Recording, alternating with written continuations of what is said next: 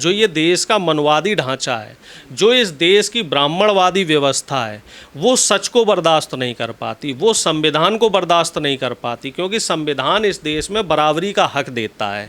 संविधान ये कहता है कि कोई भी दलित का बच्चा हो, पिछड़े का हो, शोषित वंचित समाज का हो, चाहे वो गरीब सवर्ण हो, उसको बराबरी पे रहना चाहिए, उसको बराबर मौके मिलने चाहिए। लेकिन जो इस देश का मनवादी ढांचा है, जमींदार का बच्चा है तो वो जमींदार ही बनेगा, वही आईएएस बनेगा, वही बड़ा अधिकारी बनेगा, और अगर किसी अधिकारी का लड़का है तो वही पढ़ लिख के आगे जाएगा। उसकी जाति का कोई गरीब व्यक्ति को आगे नहीं बढ़ने दिया जाएगा। ये हमारे देश की मनवादी व्यवस्था है। पुजारी का लड़का है तो वही पुजारी बनेगा, जबकि जो थोड़ा बहुत मैंने अपने धर्म को पढ़ा है तो हमारा धर्म ये कहता है, और सभी धर्म ये कहते हैं कि आदमी जन्म से नहीं कर्म से महान बनता है। अगर भाई ये तो चीज़ें फैक्ट हैं, अगर मैं तो इस बात को मना करते हैं। वो करने दीजिए, वो जगत गुरु भी ऐसे ही पौंगा पंडित है, गुरु भी मनवादी विचारधारा के लोग हैं।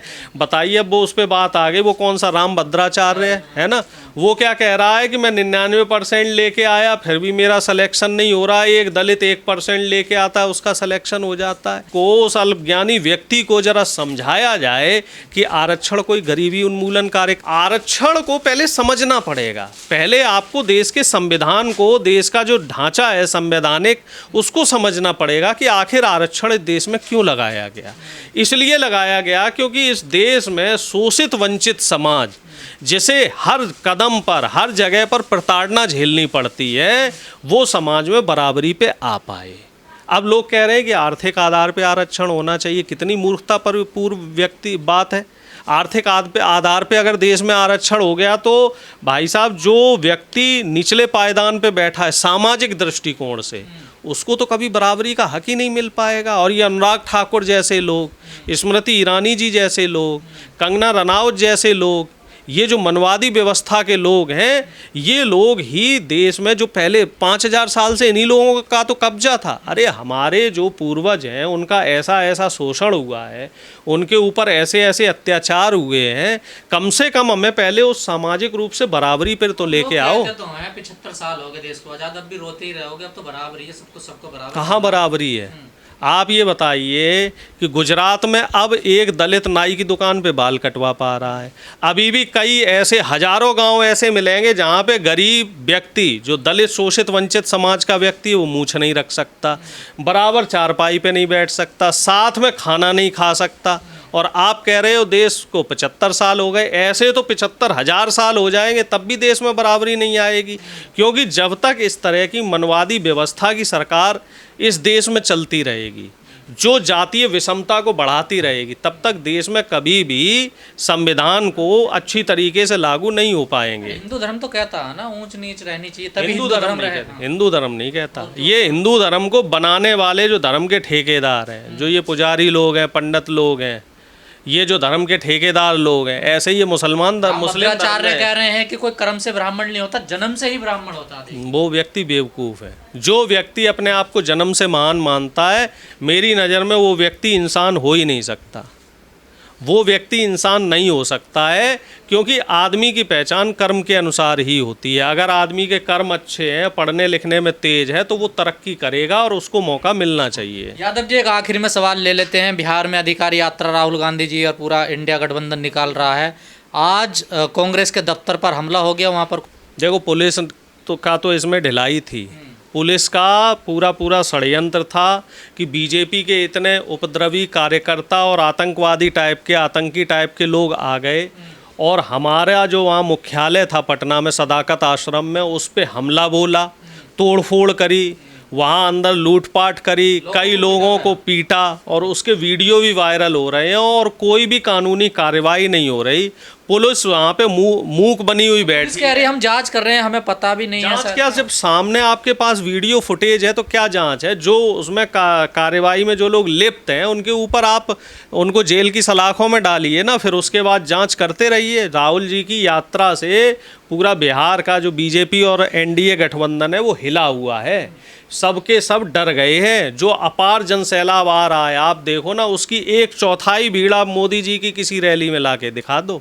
इसलिए बीजेपी के लोग डर गए हैं, और इसी वजह से इरादतन उन्होंने इस तरह का हमला किया। और कायराना हरकत है ये बहुत, राहुल जी ने भी और तमाम नेताओं ने कहा है, इससे हम लोग डरने वाले नहीं हैं, इससे कोई फ़र्क नहीं पड़ेगा और बल्कि इस यात्रा को और इस आंदोलन को और मजबूती मिलेगी। और बीजेपी के लोग जितना इस तरह की जो कानून हाथ में लेने की कोशिश करेंगे, उससे जनता के बीच में भी एक अच्छा संदेश जाएगा कि ये लोग मनवाद को बढ़ावा दे रहे हैं, ये लोग संविधान का उल्लंघन कर रहे हैं और ये लोग सच से डरते हैं। अपने बच्चे को तो पढ़ाएंगे कैम्ब्रिज यूनिवर्सिटी में, और हमारे बच्चे अगर बता रहे हैं कि पहला अंतरिक्ष यात्री नील आर्मस्ट्रॉन्ग है, तो उसे गलत ज्ञान दे रहे हैं।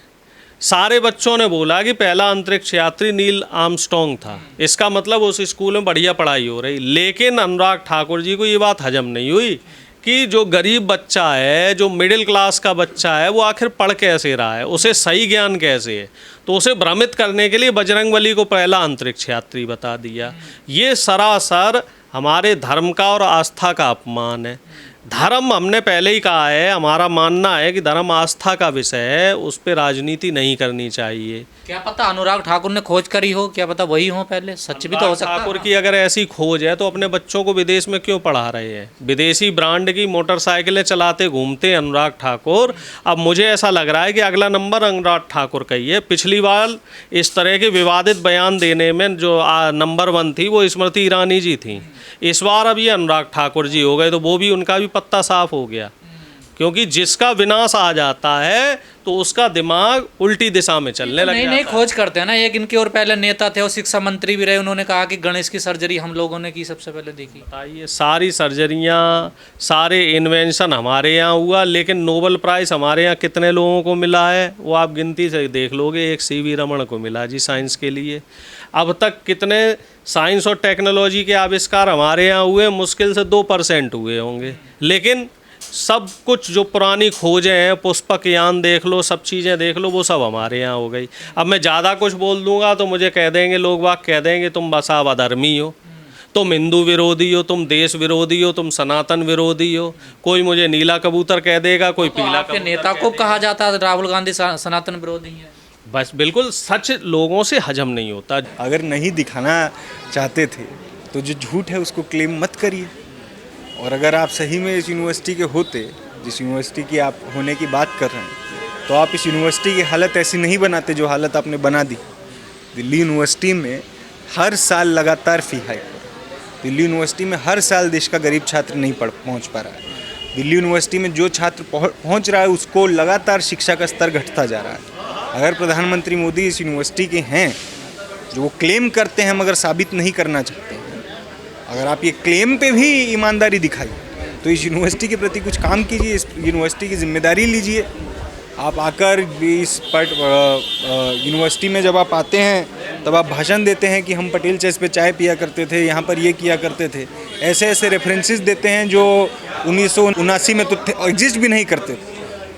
आप वो रेफरेंस देते हैं, हमें समझ आता है कि आप जब आते हैं इस यूनिवर्सिटी में तब स्टूडेंट एक्टिविस्ट को घर पे डिटेन कर लिया जाता है कि आपके खिलाफ प्रोटेस्ट ना हो जाए।